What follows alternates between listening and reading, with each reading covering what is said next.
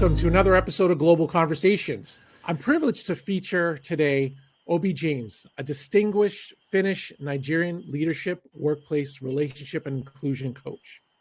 Obi's pioneering work fostering inclusive cultures and shared leadership has positioned her as a trusted advisor to C-suite executives and leadership teams worldwide. Her transformative approach has benefited leading organizations across the globe, including Bloomberg, Morgan Stanley, and the NHS, by harnessing diversity to drive systemic change.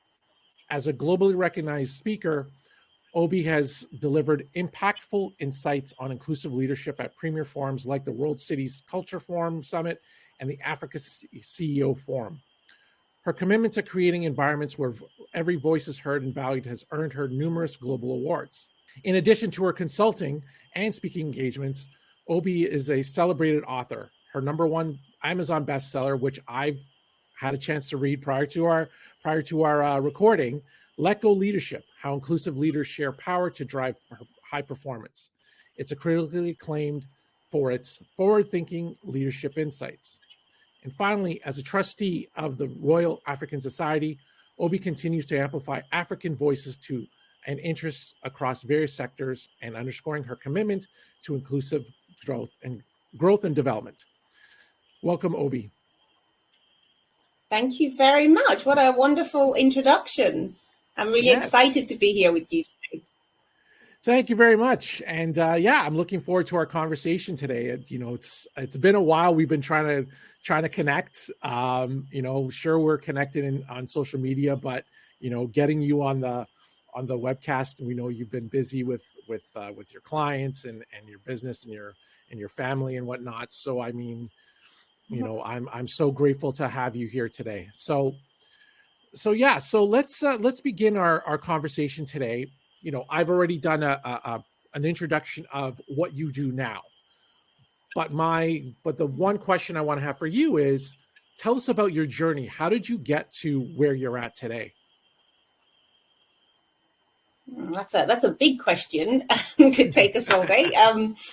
Let me see. Where do I start? So I was born in Germany to a Finnish mother and a Nigerian father, who went to medical school in Germany, and they moved to Nigeria to run their hospital, which they ran for 30 plus years. So I grew up in Nigeria and actually moved from Nigeria to Finland, my mum's country, or the country my mum comes from, in my late teenage years. And I've now been in the UK for 20 something years. So yeah, really telling you my age here, but I call myself Nigerian, so Finnish Nigerian, made up word completely. And I say I grew up in a hospital because in a hospital in Nigeria, but not as a patient, but as the daughter of the doctors that ran the hospital. And so my early years and a lot of my my home is very much back home in Nigeria, and I'm very connected to Nigeria, and is very much home for my kids as well. I studied physiology at university. So I went to University College London. I moved from Finland to London to go to university. And when I graduated, I went from medical sciences into financial services, as you do. It's one of those very strange things that I remember walking past a recruitment agency and saying to them, "What do you guys do?" And they were like, "Oh, we do finances." And I was very commercially ignorant at the time. And I'd spent a lot of time in the lab at UCL. I was like, okay, I'll do what you do. And that's how I got into banking. So I went into initially as a recruitment consultant, and then went into work with Deloitte at the very early stages of my career in the UK. And from Deloitte went to Morgan Stanley, where I worked within their investment banking division, and then to Bank of America, to Northern Trust, and then finally set up this consultancy 14 years ago now. So I've been doing this for quite a while. And so I guess how did you make that transition, if you will, from being in that corporate world to the consulting world? Because a lot of people in this business, especially after 2020, they decided, okay, I'm going to up and quit, do consulting. Next thing you know, we're in 2024. Literally shit hits the fan and everyone starts to panic and starts to blame everyone and anything. So I guess, my question to you is, for those who are watching and listening, do you have any, from your experience, do you have any advice for people who go from corporate to the consulting world, and how you made that successful? It's a question I get asked a lot, and I often say I'm one of those coaches who doesn't, one of those coaches who don't really have a long-term vision, in the sense that I like building myself and seeing what unfolds. So I'm always working with whatever is emerging. And so when I left, actually, wasn't the intention wasn't to be doing this 15 years later. The intention was actually, I've got a young child at the time. I didn't want to work the full, hours and all kind. I wanted to be there for my kids, essentially. And I thought I need to I couldn't get the flexible working that I wanted at the time. And I thought, actually, I'll create my own flexible working. And that's how I went into it. But it was never with a view that I would be doing this, so many years later. I think for me, what gave me the courage to leave was I remember saying to myself, subconsciously, I was like, okay, something's happening here. There's a fear here. But actually, if I just made it short term, it wouldn't be that worrying.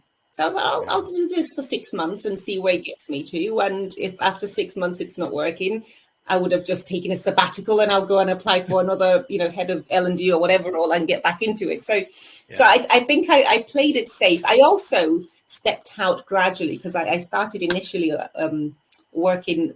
I think I cut down to 4 days a week, and I was building my coaching business 1 day a week, which was also really a nice way to do it, and gradually built something up before I got the confidence to leave.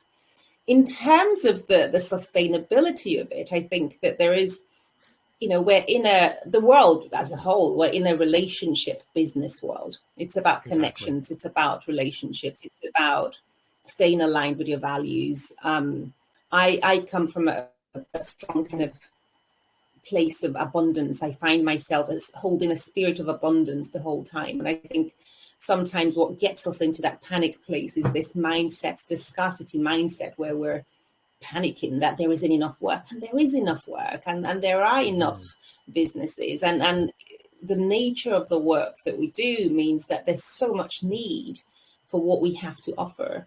And I think sometimes we forget that it's not actually about you as an individual and what you're doing. Yes, of course, that's great, and we're good at what we do, but actually holding space for people and giving organizations space and time to think and reflect and make better decisions and get better outcomes as a result is such an invaluable gift that we have to offer. And I think that when we hold the mindset of scarcity, we forget the value of what we hold, and that can hold us back. And then the kind of limiting beliefs and saboteur thinking comes in, and that then makes us unable to move forward. So I think mindset has a lot to do with it, to actually why I'm still here, and the non-attachment to a specific outcome. It's stay aligned with your values, keep going, talk to people, ask for help, reach out to people. When I started out, I think there's a vulnerability that we have to bring into this work that is like, actually, I'm doing this. It's a struggle. How are you managing? It's not easy with the whole social media world nowadays. Everybody looks like they're doing so amazingly well, but they weren't from the early stages. And I think people need to be reminded that, Rome wasn't built in a day. Yeah. No, and that's what seeing you from a distance, that's why I've admired the work that you've done. And once you released your book, I was like, hey, I want to learn from Obi, and I want to take her, what she has, with her leadership models, and apply that to her work. And of course, we'll get to more into that a little bit further in detail. Yes. Sorry, I thought you were going to say something. Oh, okay. So one of the things going back, the little bit of an icebreaker, if you will. What is the one thing that people find that you normally don't tell people? What's something unique about you?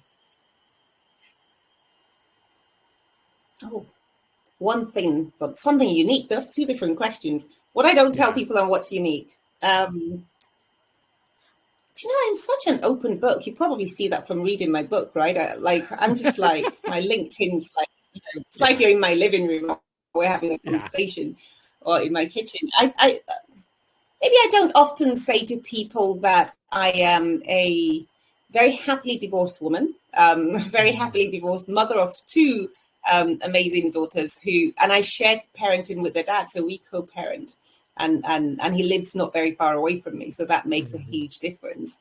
I think that's probably quite a significant part of my life, because it kind of it's a beautiful diversity in the way that my girls have their two homes, because we're very different people, both my girls, their dad, me, and actually there's so much diversity there that we're always navigating and kind of building inclusion, if you call it that. So in a way, I don't see a huge divide between what I do within organizations and client companies that we work with, and actually what I do at home or how I show up. So actually, the writing Let Go leadership was very therapeutic for me, because in a way, and a lot of people have said that to me, they were like, "Oh, you should be a parenting coach," because there's so much of that what we do in the workplace that actually reflects what a lot of us should also be doing at home. But it's hard, right? It's not easy, and it's navigating the different life cycles, at work, but also at home. So I think it's I think the big thing is that my life is not too separate from work. And that's why I love it, because I'm not having to put on a mask and stay at work and then come home and take it off. It's like, it's just consistently me, and that's less exhausting in a very busy world. Yeah, no, exactly. And the thing that we talk so much about, and you mentioned earlier, is about the relationship building, right? And Yes. and the fact that you're caring about not only your kids, but also you care about people, you care about how the world is as we speak, and and that's something that really brings out a lot of what we do, and a lot of people don't realize that. A lot of people, especially in corporate world, it's all about the bottom line, but you're forgetting about the fact that you're a relationship builder, right? And it doesn't really come out in the bottom line. It's more about how do you retain talent, how do you acquire talent and make it attractive, and all of that. But also within is how are you taking care of each other, being inclusive, creating that sense of belonging within your workplaces. So, and of course, and that translates to the consulting world, right? So how are you advising those people, right? So, and that's what it is. And it is it's you can't do inclusion without relationship, right? It's exactly, inclusion is relationship. It's because and I think that's a huge thing that we forget, and also there's such a power in co-creation. And again, for you to be able to co-create, you need the relationship, and actually so getting that relationship piece right makes all the difference. And you're right, it's often forgotten, because people can be very focused on my bit of whatever I need to do, but it's not it can't be a solo journey. No, exactly. And then of course, taking it to the whole state of the union, if you will, state of the state, or whatever you want to call it, in terms of the equity, diversity, inclusion, belonging space, given what we're seeing. What's your take on what you're seeing in the UK and globally, and how do you think that, what do you think we should be paying attention to? I think we've come a long way. I think we've made significant strides in the workplace and just in the world as a whole when it comes to diversity and inclusion and equity. But it's not enough.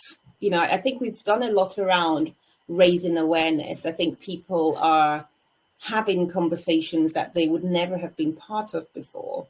I think that people are speaking up a lot more about just unacceptable behaviors in the workplace around inclusion. And I think that, people are starting to kind of understand what it means to have, if I use race as an example, what it means to have white privilege, or what it means to be, a neurotypical, or, the conversations are happening and awareness is there. And in some countries, there is some decent and progressive policy changes have been made and continue to be made around anti-discrimination laws and, inclusion and behavior principles that are being brought into the workplace.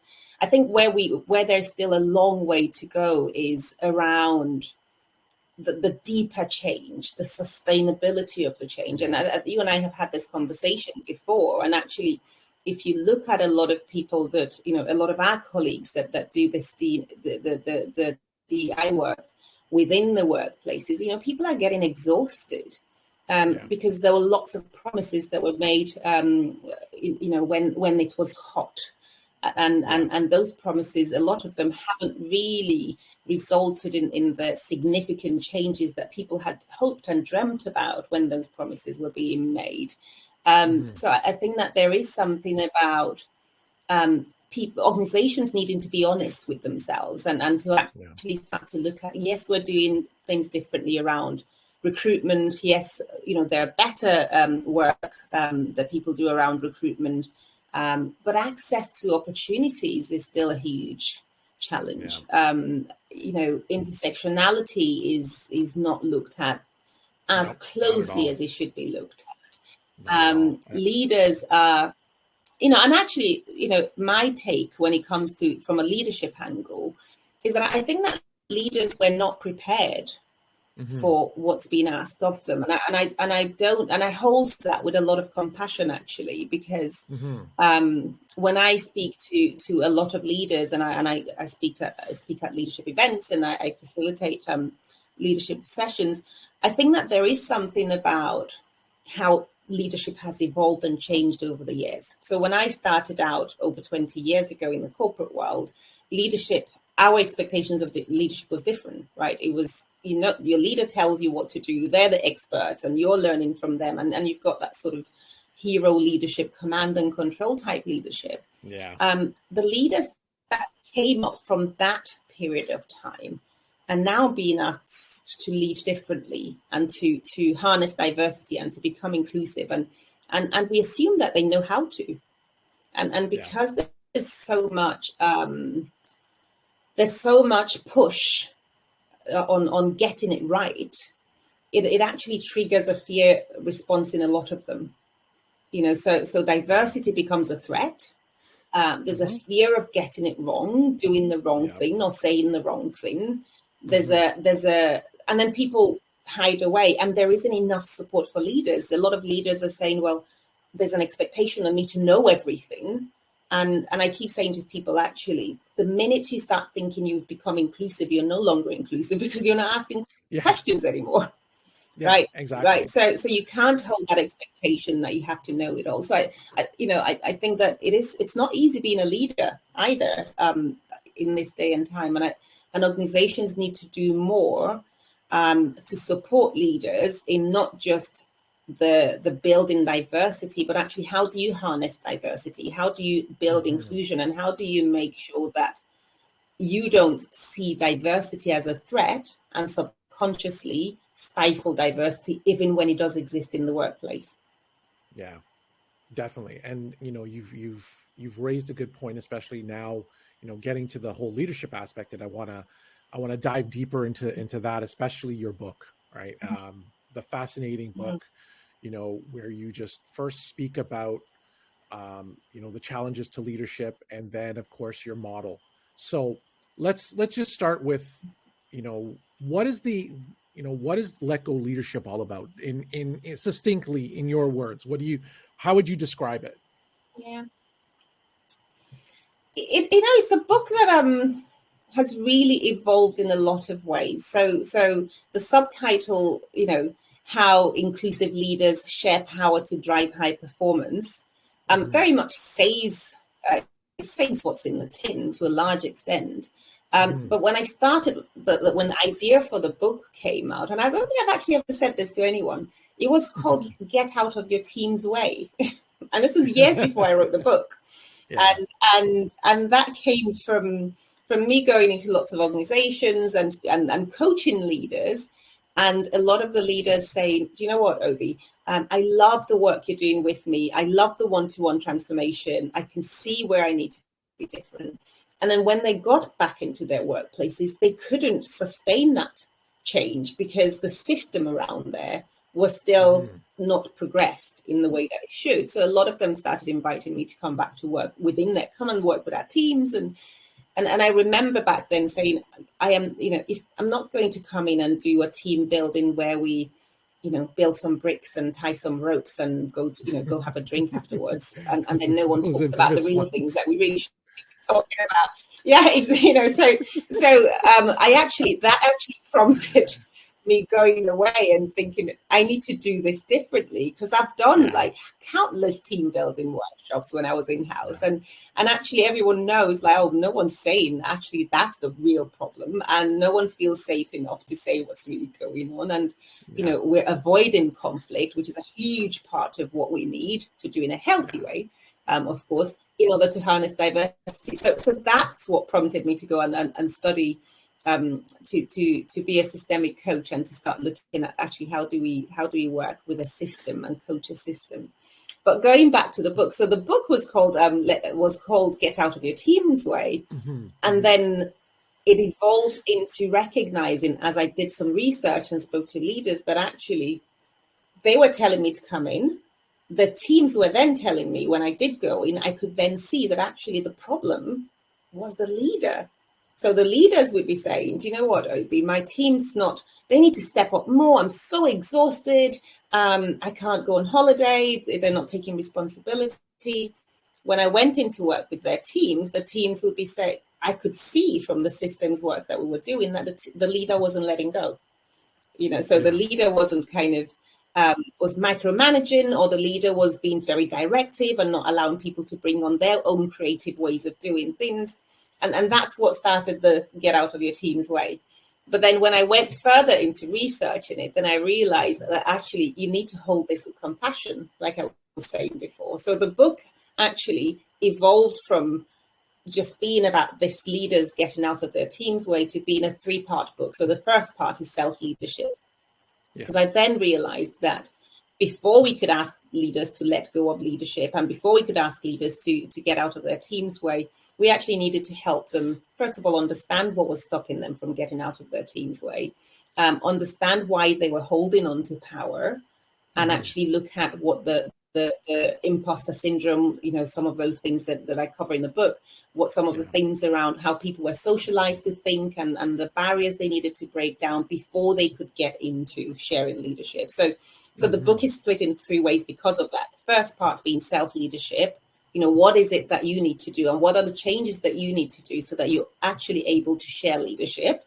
And then the second part is actually then working with your teams and organizations. How do you share leadership as a leader? And then one of the things that we spoke about when we spoke previously, the third part is sustained leadership, because what I've found is actually if leaders don't hold a strong vision for themselves and they don't see themselves beyond the roles they're doing, it's also hard for them to let go.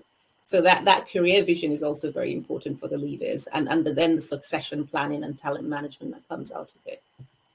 Yeah, no, and there's a lot that's there, and it's very well thought out and put into, at the end of the day, thinking about yourself first. It's what do you need to do to improve yourself and have a clear mindset, because, we talk about it, especially in the profession itself. One of the things is stress, burnout, imposter syndrome, all of that.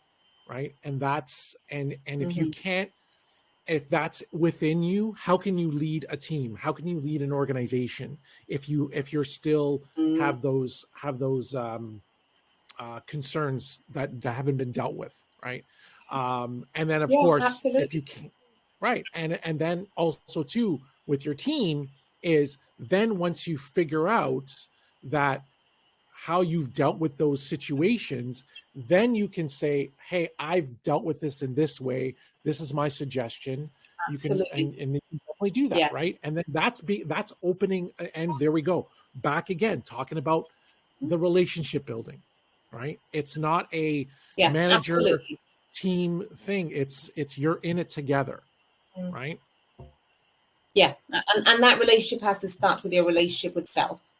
Right. Yes. So how do I work on myself first? What I kind of, one of the things I find a lot in all of us that we need to look at is what are the aspects of ourselves that we've marginalized because of how we've been brought up in the corporate world, or however, whatever situations we found ourselves in. Sometimes we chip away at parts of ourselves and we hide them away. And actually, we need to develop a relationship with all of ourselves so that we can show up intentionally, and we can be more conscious and intentionally about how we show up in our interactions and relationships. So, charity begins at home. The work has to start with self, and we need to embrace our own diversity, and then look at how we embrace other people's diversity, and that's where I think leaders need a lot of help.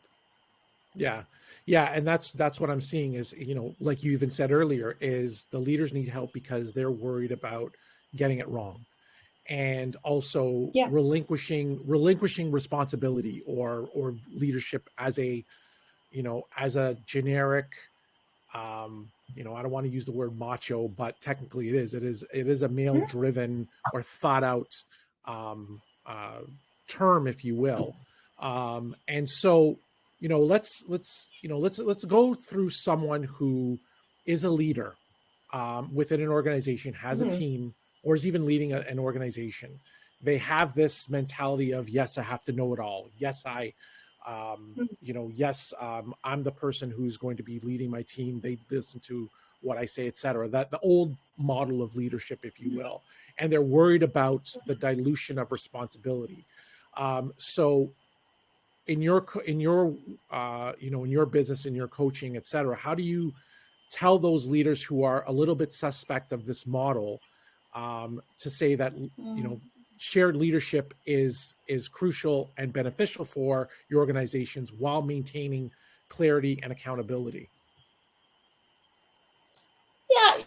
I think those are the key words. It's how do we get the accountability and clarity for people. But for a lot of those leaders, again, it starts with finding out what's the concern for them and what holds them back, because it's very different for different leaders.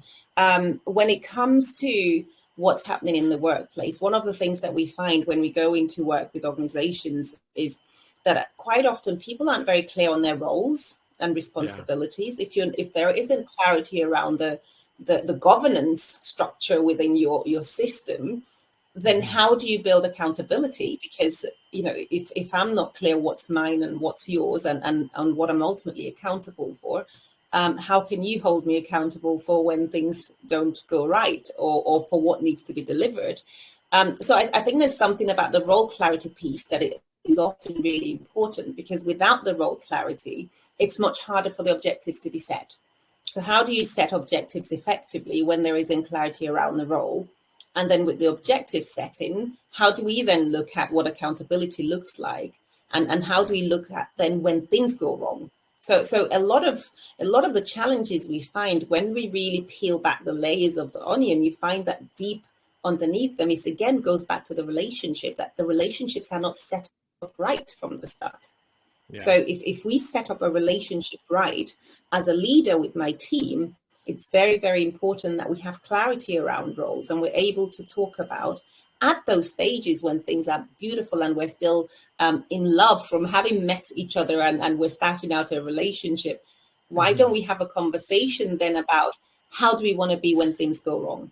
Because we have to also acknowledge that things will go wrong, because that's human, right? And if we're able to design that from a place where our brains are not flared up from anger or frustration or conflict or whatever might be happening, we're using a different part of our brain to think in a way that is a lot more constructive, that is a lot more effective, and we're able to have something to lean on, some agreement to lean on when things do go wrong, because we're not very resourceful when we're heated up, right? So again, it's relationship from the start. So that's one piece. But the other piece is that I don't really see the leaders who push back on this having the most beautiful work-life balance.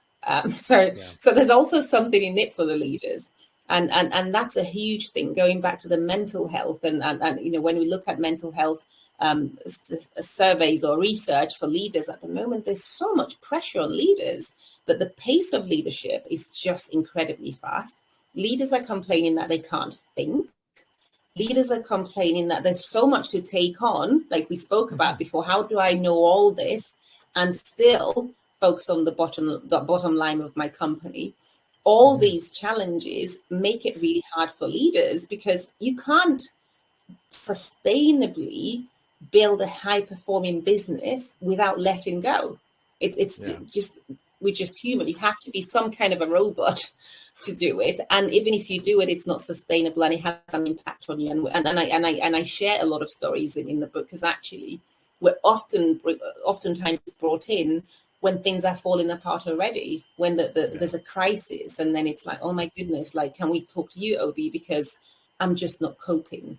And it's a lot harder at that stage than if we could be a little bit more intentional, or a lot more intentional, about how do we want to set out the diversity? How do we want to be more inclusive? How do we want to make sure that we're creating inclusive organizations where everyone can thrive and we can co-create high performance?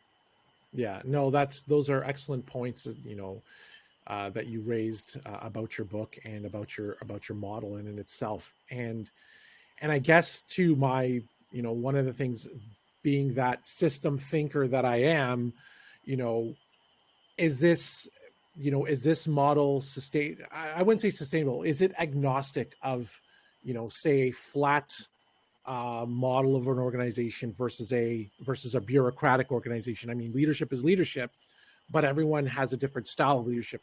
Is it dependent on the person? Is it dependent on the system? That's something that's kind of crossed my mind a little bit. I might be like way off on this, but what are your thoughts? No.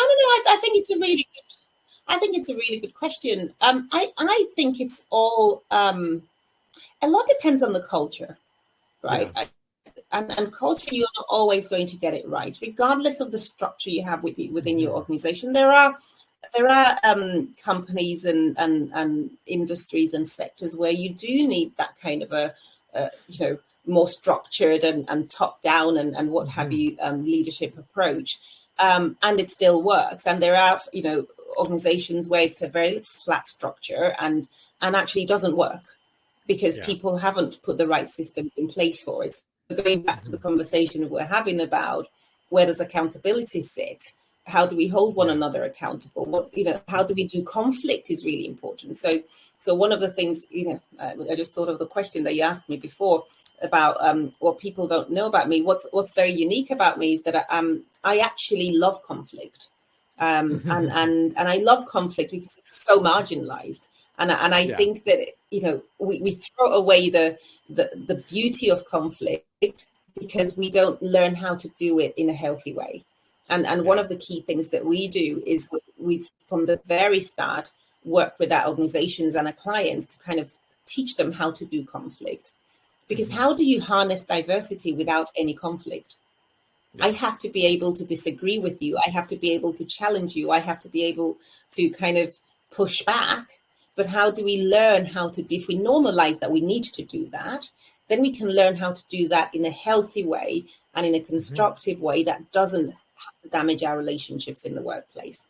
But what we do, and actually it varies across cultures, is we marginalize conflict completely, and then we don't kind of talk about the elephant in the room. So oftentimes people say, Obi just brings the elephant in the room. It's like, right, so let's have a conversation about this elephant, but let's learn how to do it in the right, healthy way first. Exactly. And you've talked about it, even you've brought in elements of the intersectionality piece too, right? And that's that whole marginalization is is, if you're compartmentalizing one reason as to why your culture isn't working, it's based on a certain culture or based on a certain, gender bias or whatever, that's not going to solve the problem, because everyone, like yourself in your earlier situation, earlier assessment, is that every situation is unique. Every person is unique, right? And you can't stereotype everybody based on that. And a culture is a culmination of everyone's unique perspectives, differences, etc. And that's what makes a healthy organization. And that's what makes an inclusive leader, someone who's humble and someone who is, and someone who listens, right? And that's, that's the way I've always learned it, is the fact that, I love that. I love that. About, right? Yeah. I love that. And actually, so one of our most popular programs is a leader as coach program. And so I love that you say someone who listens, because actually that's what the world needs. And because of the line of work that we're in, we get it, right? We are trained to listen, and we're trained to ask open questions, and we're trained to, through our interactions and questioning and open questions and all those amazing coaching skills, pull out and harness diversity and allow diversity space to come out and thrive. That's what's been the biggest challenge that we're finding in the workplace, is that leaders struggle because they're not listening, and because they're not listening, because they're putting a lot of pressure on themselves to know how to do this diversity thing, they forget that you can't ever be ready. And what you don't want to do is get to a place where the leaders give up completely because it's too overwhelming. And if we're able to build organizations and cultures where we all take responsibility for co-creating inclusion, we all build the safety for people to ask for what they need, for people to be able to make requests without fear, that culture is the most powerful thing if we can get that right. Because once you get that right, diversity is able to come out, diversity is able to thrive, and actually you're able to harness diversity and co-create and keep sustaining that culture. So the listening is the biggest part. And actually that's the coaching piece, because it's not just listening, it's asking the right questions. It's being able to be with silence. It's being able to self-manage as a leader and actually allow space for other people to show up. Yeah. And you've given some good advice, especially with respect to coaching, because I've had people come on previous episodes talking about mentorship, talking about sponsorship, and that's fine. But at the end of the day, if you're a leader, one of the things is you need executive coaching, or just coaching as a whole, right? And this is, even before we started recording, that was one of the things that you suggested or asked me if I had a coach, because now listening to you as to why coaching is beneficial, it's when you're at that stage of that leadership journey, you have to sit with it, right? You have to sit with everything that's going on with yourself, with your team, with your organization, and then how do you get them to that next level? And that's where that's where leaders need to get with it. And I'm, and that's something I would advocate for sure. And even for myself, this is something I need to do next is that leadership coaching or executive coaching or even business I've coaching. Always had a coach, and throughout, both when I was in-house and in my own kind of consultancy. And I think that it's what leaders need, those coaching skills too. So, because that's what leadership is about. How do you develop that coaching skill or the right coaching skills to be able to lead diversity? And that's a lot of work for leaders to step into. So it's us having our own coaches, but it's also us learning as leaders to be more coach-like. And how do we bring that into the work we do? Because that's what you need to let go of leadership, right? You need to be able to let diversity thrive, let diversity show up, not just get diversity for the sake of diversity, but actually have you created and are you creating the right environment for diversity to show up authentically and to be able to help? And we know it's a competitive advantage, right? So if we're able to create those spaces and harness diversity, you'll take your organization to the next level. Yeah, exactly. So I wanna conclude with just getting some takeaways from you. In terms of those who are watching and listening to today's episode, what are some key takeaways for you in those who want to become inclusive leaders? My number one takeaway is always self-compassion. I think it's so important to take care of yourself. Again, part of charity begins at home. Yeah. There is no real expert, in my view, when it comes to inclusion, because nobody knows everything about all diversity. We can ask better questions. It's very vulnerable to be an inclusive leader because it requires saying, I have no idea, or I didn't know, or I'm really sorry, I've messed up here. So I think that there are lots of ways to kind of go about it, but it has to start with self. Like, you'll get it wrong time and time again.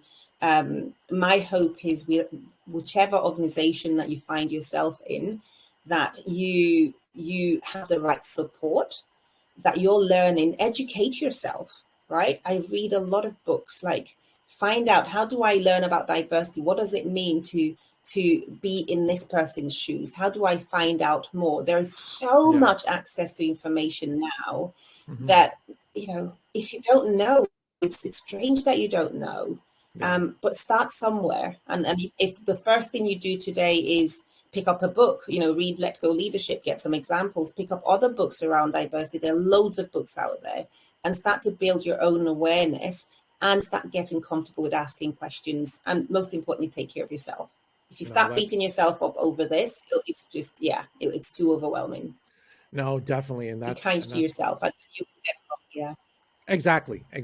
And no, that was well put. And, we had an amazing conversation. I really enjoyed it. And I've learned a lot from you, even, to the pre-call to before this webcast to now. And I've learned a lot from you. I've learned a lot from your book. And I'm glad to call you my friend in this work. And, we'll definitely be in touch. And I'm hoping that other people will be purchasing your book, as well as learning more about you and what you do and your business. And definitely that's it. So I really appreciated this conversation. So I want to wrap up with a couple of things. Is number one is, what is the one song or book that you think is inspiring or thought provoking?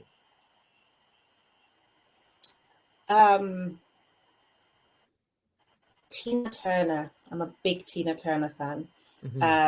Proud Mary.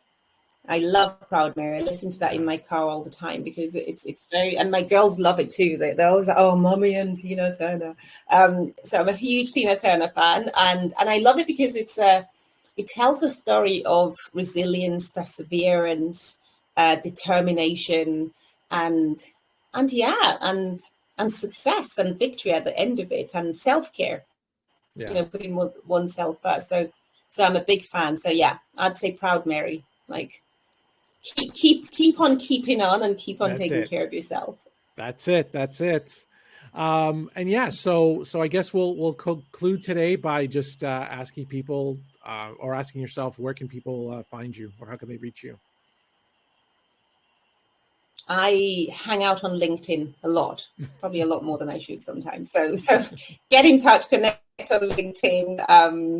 LinkedIn is the place, and I look forward to hearing from people, and reach out if you have any questions. It's been such a privilege to chat with you and to get to know you, Andre, through this whole process. I'm such a big fan of your work as well. I love what you're doing out in this space. I think more organizations need you in their lives. So let's stay connected too. No, definitely. Thank you for that. Thank you for the kind words. And yes, and with that, it concludes this final episode of season 3. It's been, what a ride it's been. I'm thankful that Obi is the person that has closed it off for me, and definitely looking forward to what comes next. So with that, I bid you adieu, and don't forget to like, subscribe, and share this episode, and watch other episodes and share it with your networks. Until next time, Have a wonderful day. We are done. Thank you very much. Bye, Andre. Thanks, Obi. Take care. Bye.